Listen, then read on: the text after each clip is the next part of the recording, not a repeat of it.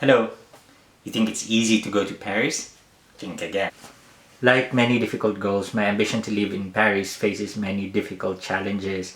There are a lot of practical realities that I have to consider, such as a language barrier, living conditions, and cultural adaptation. In this blog, I will talk about the four biggest hurdles that I need to overcome in order for me to go to Paris. Number one, coronavirus. As of press time, more than 5 million people in the world have contracted this virus. Worse, this global pandemic has taken the lives of more than 300,000 people and counting, making it one of the deadliest tragedies of our time since the Second World War. In a moment's notice, the world has stopped and stood still. Businesses have closed, people have lost their jobs, families have stayed home, countries have closed their borders. As I've mentioned previously, the main reason why I'm moving to France is because I've been offered to study at the Panthéon Sorbonne University. It's one of the biggest universities in Paris, and I'm going to study a Master's of Law.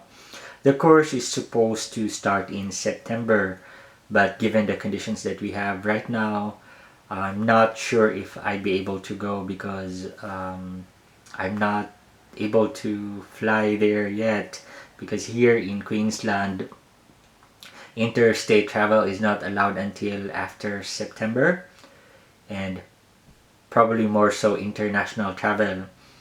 So the situation is a bit grim at the moment, and although we're trying to flatten the curve, the government's still being very careful in trying to address the situation. So there is quite little hope for me to be able to go to Paris at this stage before the commencement of the program. Although the university prefers physical attendance, it will give considerations to the students unable to go to Paris, so they will conduct online classes instead. Currently, most countries have flattened the curve, but there are still some other countries that are still on an upward trajectory, such as the United Kingdom, Russia, Brazil, and the United States, unless they invent a vaccine and make it available to the general population. The situation is something that can be very unpredictable, and international travel is still looking a bit grim at the moment. So whilst the light at the end of the tunnel is something that is not still in plain sight, I keep my hopes up. I try to stay positive, knowing for sure that there is an end to this. Yeah, and it actually benefits me because I'm still able to continue with my nursing work and save a little bit of money for when I go to Paris. Besides, I have no issue with motivating myself. It's something that I do on an everyday basis. And in every given situation, I think it's very important to be positive and try to look at the beautiful side of things. Because there's always a silver lining in every problem that we encounter, right? Number two, roadblock to Paris is doubts. Many people have this idea of Paris as a place where only very rich people live. For sure, there is some truth to it. Paris is home to some of the most luxurious brands, such as Givenchy, Louis Vuitton, and Chanel. But Paris is also home to real working class people like you and I, who work day in and day out to make something out of this life that we got given. When I pitched the idea of moving to France, I think a lot of people were surprised. One of the things that I'm still working on in life is the ability to brush negativity aside and don't think about whatever naysayer has to say. It's something that I get easily affected with in a way, and I'm sure many people have said that it's quite selfish of me to try to pursue my own goals when the world is facing this problem and half the world is potentially starving. Well, the truth of the matter is I do my fair share in trying to contribute for the community too. I work as a registered nurse in the emergency department and intensive care unit, and I actually am on the front lines.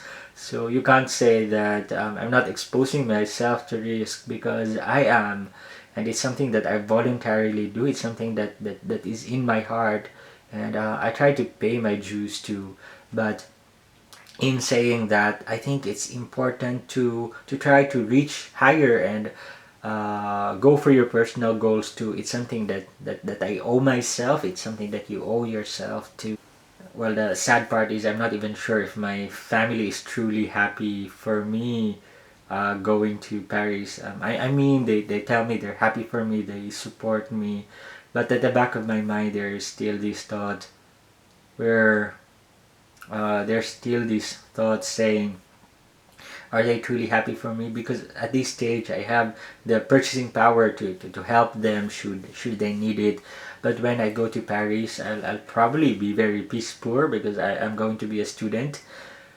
So I'm not sure if they wanted me to stay in the status quo instead. I love my family, I truly do. I will give up everything for them if they ask me to.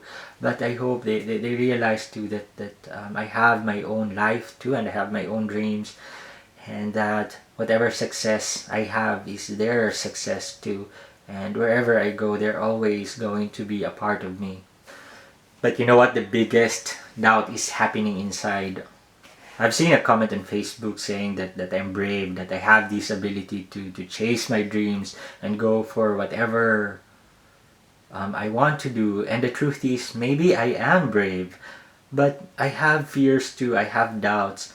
And whenever I'm not in my comfort zone, I go back to this little young boy longing for his mother's loving arms.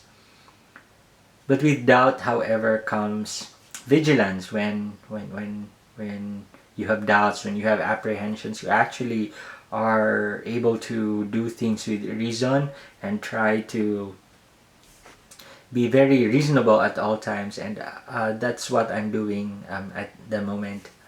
When my back is up against the wall, I tend to be on high alert and I try to um, think things reasonably.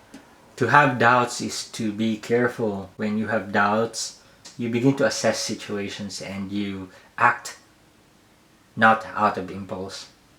Number 3 roadblock to Paris is visa. I'm an Australian citizen and I can go to Paris on a Shenzhen visa for 3 months for a tourist visa. But because the course runs for a year, I will need to have the long stay visa, and I've been offered to study at the university, so it would be quite easy for me to get it. Unfortunately, French embassy in Sydney is closed at the moment and they're not receiving visa applications, so I will have to wait for them to reopen again and apply for the visa that I need to go to Paris. France is one of the countries in the world very proud of their language. Therefore, it's something that they try to keep in their culture and tradition. So there is a bit of a hesitation, especially among the older generation, to speak English. I speak fluent English and Filipino and Cebuano, and I know a little bit of Spanish too, but my knowledge of French is very little. So what I've been trying to do so far is to learn the language, go into Duolingo, listen to French podcasts, so I can, in a way, learn the language and understand it a little bit. So far, I'm winning in the comprehension level, but my speaking ability is something that I still need to work on. So these are the 4 biggest roadblocks I have in my road to Paris. But I know I've overcome bigger challenges in the past, so I'm sure this is something that I'm able to overcome as well. I am keeping a positive attitude so that the dream soon becomes a reality. In a way, I've overcome similar challenges in the past, moving from the Philippines to New Zealand to Australia. So I kind of know the immigration side of things. So I hope the experiences that I had in the past will help me in overcoming this challenge too. I've also developed the immigrant mentality and the will and the determination to succeed in everywhere you go. My friend Joan told me once that failure is never an option, so it's something that I need to work on constantly and try to to build upon the things that I've done in the past so that I can win in the future. How about you? Do you have any travel plans after the coronavirus? Where do you want to go? Comments below. And if you like this video, please subscribe to my channel, and till next time. See ya!